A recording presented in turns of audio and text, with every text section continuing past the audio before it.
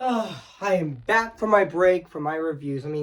My last review that I reviewed was last week which was last Wednesday with Notting Hill, which I reviewed on February 19th of 2025. I was supposed to review Paddington in Peru on February 22nd of this year, but I didn't get to see this movie in theaters. But I finally got to see the movie last I meant to say I finally got to see the movie. I meant to say I finally got to see the movie yesterday on February 27th of 2025, which is definitely the first movie I saw in theaters this year. It's definitely a great film actually. So yeah. And also yeah, what can I re-review today? I know, and today guys, I am gonna be doing my re-review, and this time it's gonna be on Meet Me in St. Louis. So yeah, I need to catch that trolley actually. So yeah. Which yeah. Even though, yes, this movie is a Christmas film, actually, even though, yes, I'm actually reviewing this movie at the end of February, but yeah, even though there are parts in this movie that do take place during Christmas, so yeah. There is parts in this movie that do take place during Christmas, so yeah, so I am going to go right over there and say, cue the intro, actually, which yeah. So yeah, so I am going to be doing it right now, so yeah, which I better catch that trolley before I better not be late for to catch that trolley. So yeah, and do my review on this movie, or should I say my re-review on this movie. So I'm gonna right over here and say cue the intro actually. So yeah. Cue the intro.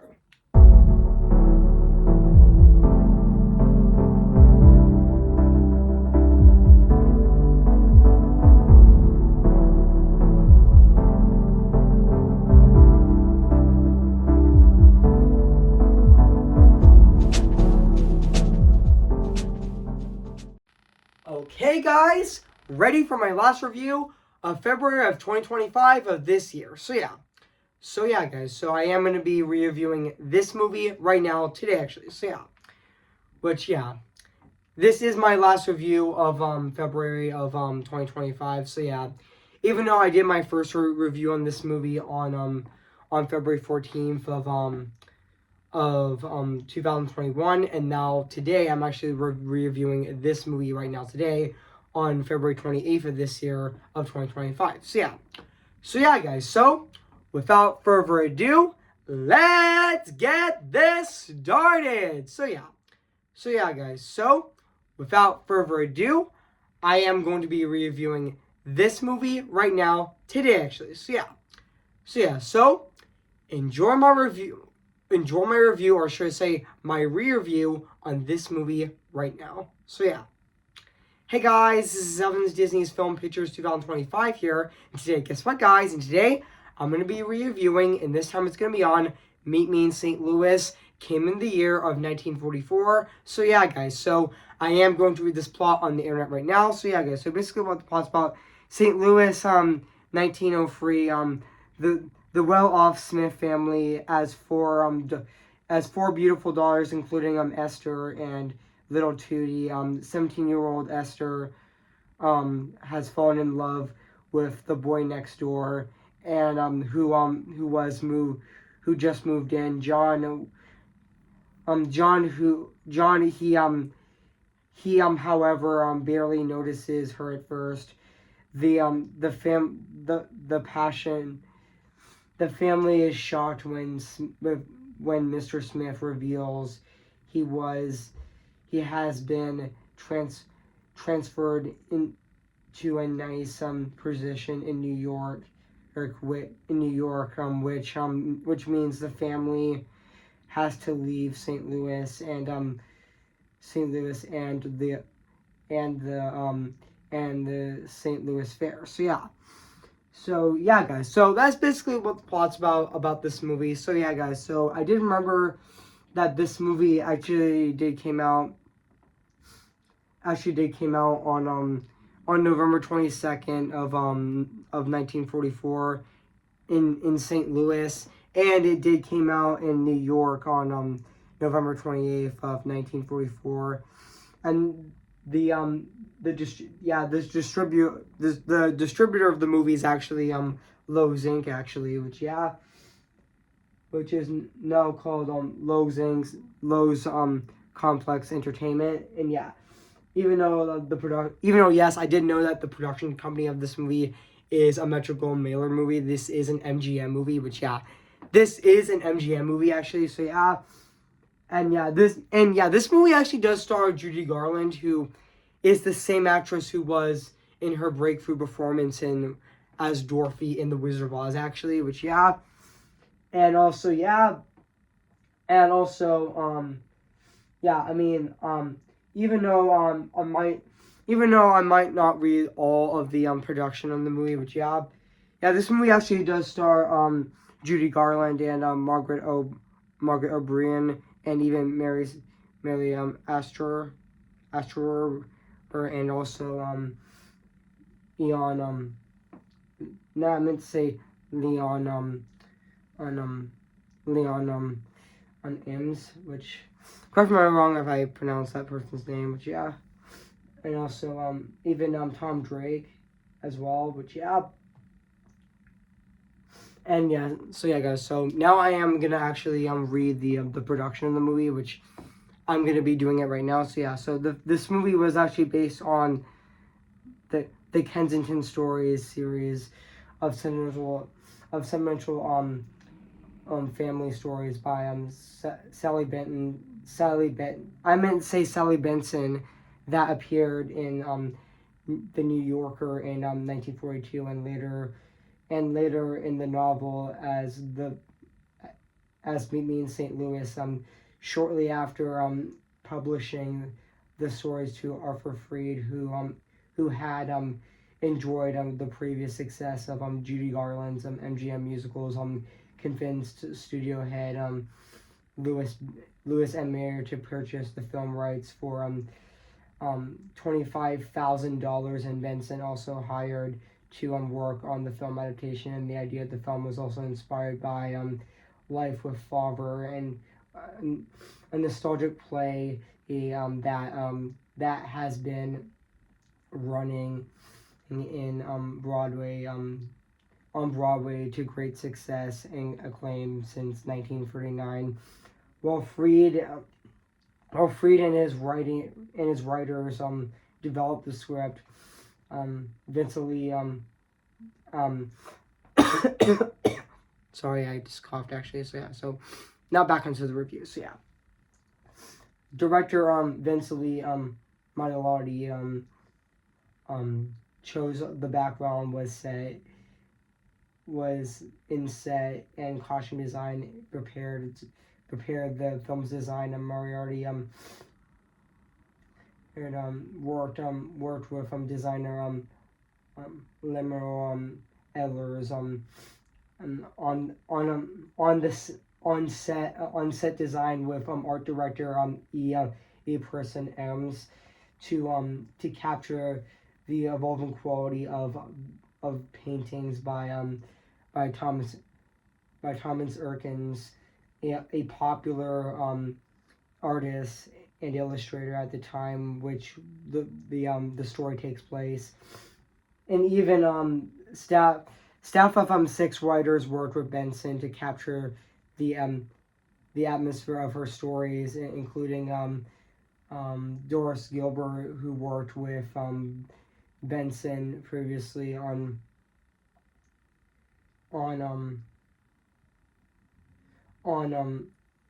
previously, and Freed hired husband and wife Victor Hiraman and even Sarah Merson in 1945, and if to add an element to encourage the script, and even a black male to involve Esther Smith, which Freed found inappropriate, and so he asked William.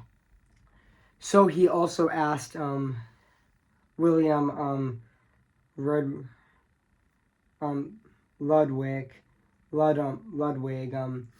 as a specialist of adaptance romance existence of black male plot distribute copies around Universal and principal cast members. However, Garland was dissatisfied with Ludwig's script and distribute copies around MGM and to principal cast members. However, Garland was dissatisfied with the script and feeling that its plot to be weak and her character to be too justifiable. And Mayer agreed that Freed brought a pair of writers to reread Ludwig's script and add storylines of family moving to New York, and Freed liked the changes, but Garland remained unhappy with the script. And yeah, even though the project actually printed, even though yes, I did know that the project actually did start production on February 7th of 1943. Even production shooting and even production shooting schedule for 58 days and a budget of which had increased to $1.5 thousand, nearly a half of the film's budget was devolved to sets of $427,000 and also music with $244,000 as well. And even also the story and costs were exceeded to $132,000 as well because of the numerous rewrites. And also Garland was paid $2.5 thousand per week. Even Margaret O'Brien was paid over $150 per week, and even Moriarty was paid $1,000 per week while producing the movie, even though Garland was happy with the script and unsure that as a leading lady she also suffered emotional problems, including accuracy, addition of hypotheses, and also numerous physical abilities. Sorry, I mispronounced it. Also restructuring Medicaid headaches, and even production reports show that she disrupted the schedule with fits of hypersalia and hyperlipidemia illnesses and even though yes, this movie did had production delays which were caused by illness and some suffering by O'Brien and also Mary Sir and Mel Ashore and even Joan and Cole, which yeah, even though there were several rainstorms that appeared as well, which yeah, and even also yeah, and also fun fact, guys, in the song fun fact, guys, during the song "Have Yourself a Merry Little Christmas," which I know that when I do think about this movie, I do think about the song "Have Yourself a Merry Little Christmas," which yeah.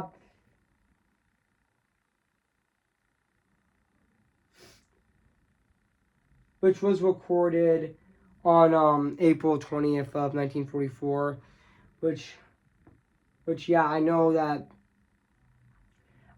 song actually became iconic in years to come, actually. But yeah, and also fun fact, guys, this song was actually, I forgot to mention that this song was actually written in 1943, which the film was actually for the film Meet Me in St. Louis, which MGM hired Martin and Brain to write several songs. Even Martin actually vacationed around was vacationing in a house of neighborhood seaside Britain and Alabama to his father Hugh Martin, who had designed for his mother as a honeymoon engagement and located it down on the street actually for his birthplace, which yeah. And even though when also fun fact, guys, I mean when some lyrics were planned and the song was rejected before filming began, it was presented at the original draft of Garland and Tom Drake and director Vince Lee Moriarty criticized the song as depressing and asked to make changes to the lyrics actually, which yeah, even though this song was also fun and also to actually he made several changes to make it more upbeat. For example, Let Your Heart Be Light or Next Year or may be living in the past, and it also became Let Your Heart Be Light and Next Year Our Troubles Will Be Out of Sight, which and also fun fact, guys, also which Garland's version, which was released as a single by Daria Records and became popular according to United States troops serving in World War II. In her performance at the Hollywood canteen brought many soldiers to tears, which yeah, and also yeah, and yeah, so yeah, guys, so what do I think of this movie?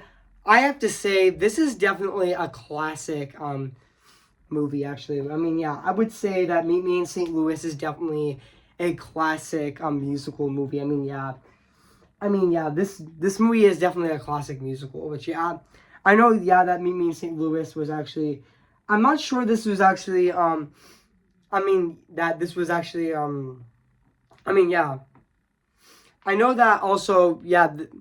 Yeah, this movie has the same actress as The Wizard of Oz, Judy Garland, who also played Esther Smith in this movie. She was absolutely fantastic in the film, actually. She was very relatable in this movie as well. And yeah, and even the rest of the cast in this movie, like Margaret O'Brien as Tootie Smith was also really good in the film as well. And also yeah, even the song even I forgot to mention that heartwarming scene in the movie, even that emotional scene in the movie where she where Esther Smith actually sings to Tootie Smith Have Yourself a Merry Little Christmas, which that song I know was also really sad actually, but yeah, and then she got really sad that she actually knocked down some of the family snowmans, which that made her sad, but Judy Garland actually went towards her and actually calmed her down actually. But yeah, but honestly that scene, yeah, but also yeah, and also there. Just give me a sec, guys.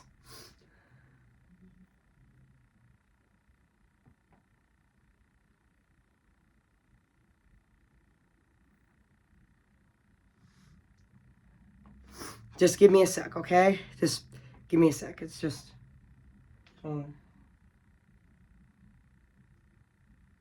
There it goes. So yeah. Like there are other scenes like My Skip to Lou and even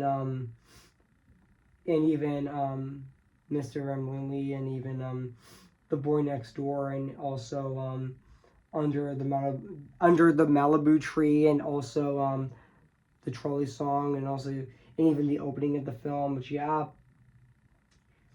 and even also the ending of this movie where which also I thought the ending of this movie, and also I forgot to mention that I also thought the ending of this movie was also really sweet where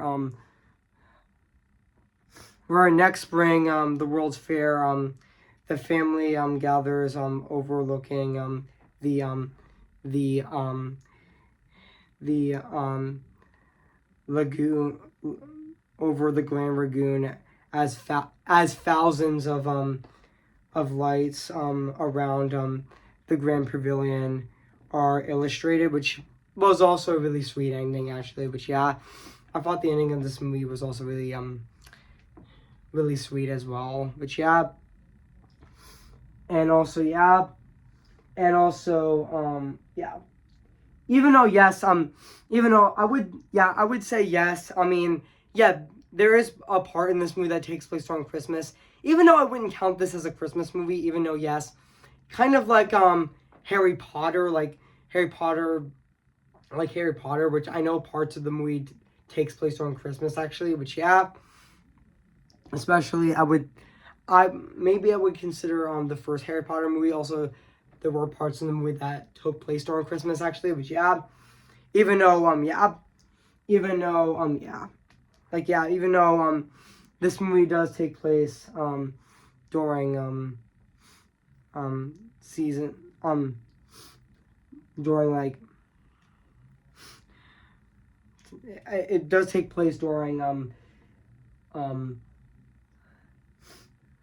it does take place during summer, Halloween, and even Christmas, and also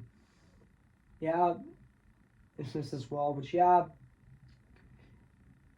and also and also and even the other cast in this movie, like I forgot to mention the other cast in this movie, Tom Drake as John Tuitt, and even Louis C. Briller as Rosie Smith, and also even just give me a sec, guys. I'm just thinking right now. But yeah.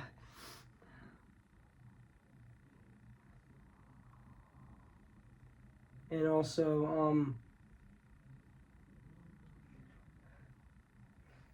and even Tom Drake as John Tutt in this movie as well, which and which also which I forgot to mention that also that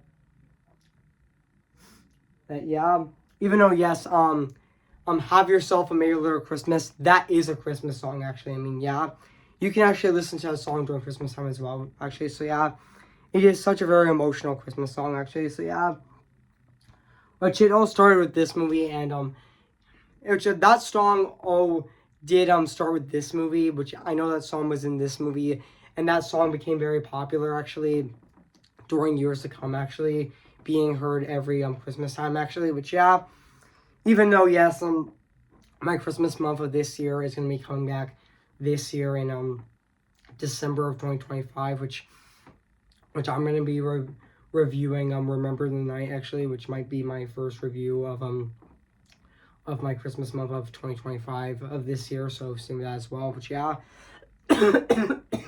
sorry guys, I just coughed actually. So yeah, so now back into the review. So yeah, but also but I forgot to mention that upon its release, Meet Me in St. Louis was both critically acclaimed, was critical and a commercial success, becoming the second highest grossing movie of 1944, only behind going My Way, and also became MGM's most successful musical of the 1940s in 1994. It was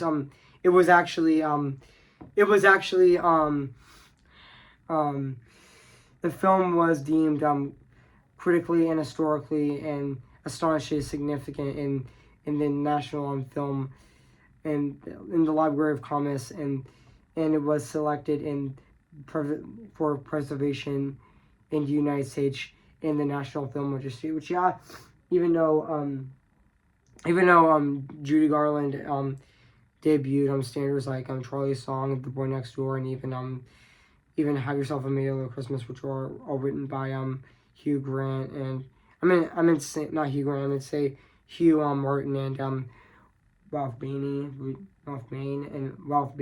who for the film, which all of them became hits after the film was released, and also the film was also the film's producer Arthur Freed also wrote and performed one of the songs as well. Which yes, I did forgot to mention that. So yeah. And now let's talk about the music and the score and the songs of this movie, which is, I know that the score of this movie is also composed by George Soler, which honestly, I thought his score in this movie is definitely really fantastic. It still holds up to this day. 80 years later, or should I say 80 and a half years later, or should I say 81 years later, it still is absolutely phenomenal and very fantastic at the exact same time. But yeah, and also and let's just talk about the songs in the movie right now. Which songs like Meet Me in St. Louis, Boy Next Door, Skip My Lou, and even Trolley Song, which I know that song was also really memorable as well, and even Goodbye My Lady Love, and also Little Brown Tug, and even down the old bull and Brush, and even Home Sweet Home, and even Have Yourself a Merry Little Christmas, which I know that, fun fact guys, the song Have Yourself a Merry Little Christmas is honestly the most iconic song in this movie, actually, which and even though there is a deleted song in this movie where Garland actually pre-recorded Boys and Girls Like You and Me survives, but was cut from the film, but has been lost. The song was originally composed by Roger and Hammerstein, but the song originally was composed by Roger and Hammerstein for their musical Cinderella, but was cut prior to its opening. Which and also even which I'm gonna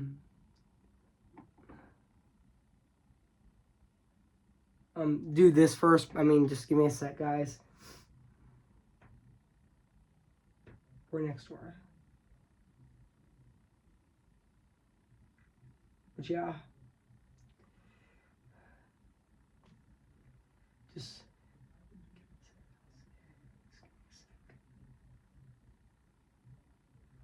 just give me a sec, guys. Oh, the boy next door in this movie is actually John Tutt, which that's actually Esther Smith's love interest in the movie, which so now let's talk about the production design of this movie, which also still holds up to this day, just like the music and the score in this movie. It still looks absolutely phenomenal and really fantastic at the exact same time. Which I know this movie was also shot in sound stages as well, which so guys, so overall guys, I have nothing else to say about this movie, Meet Me in St. Louis. So guys, so if you haven't seen Meet Me in St. Louis, where you've been, I recommend it. So guys, so I'm gonna give Meet Me in St. Louis a 10 out of 10 spectacular. So guys, so what do you think of my movie review, or should I say my re-review on Meet Me in St. Louis? So guys, so make sure to comment, like, and subscribe my channel, and make sure to like this video. So guys, so my February reviews of 2025 of this year in 2020 are officially wrapped. They're over, and now let's move on to my March reviews of 2025, which starting with my my TV show review on the Disney Plus show Baymax, which I'm going to be reviewing on March 4th of this year. And also stay tuned for also my and also the day after that, I'm going to be doing my movie review on Wednesday, finally on Paddington Peru on Wednesday, March 5th this year, even though I did see this movie yesterday actually in theaters. So so stay tuned for my review coming this Wednesday. And also for next Friday, I'm going to be reviewing Lady and the Tramp on Friday on March 7th this year to celebrate its 70th anniversary this year. So soon as well. So yeah, guys. So before we go, guys, I'm gonna sing for you guys right now. So yeah, I'm gonna sing for you guys right now. So yeah, who's your favorite fearless hero? Who's your favorite fearless hero? Remember me, though I have to say goodbye. Remember me. I'm just Ken, anywhere else I be attend. Is it my destiny to live and bow in life a perpetuity? I'm just Ken, anywhere else I see is a friend. When it take for her to see the man be highlighted and fight for me.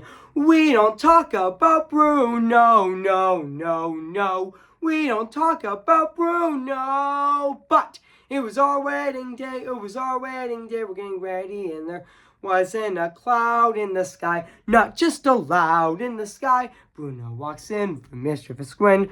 Thunder, you're telling the story, or am I? That's not wrong. Bruno says it looks like rain, and they tell him for you doing so, he floods my brain. I'm the Caprella, married in a hurricane, not John Let's stay, but anyway, we don't talk about Bruno, no, no, no. We don't talk about Bruno. See the light with the sky meets sea. It calls me, and no one knows before it goes. If the wind of my sail and the sea seas behind me, one day I'll know how far I'll go. Oh, tell them how I defying gravity. I think I'll try defying gravity, and you can't pull me down. Okay, guys, I'll see you guys in my next review. So yeah, I'll see you guys there, and bye.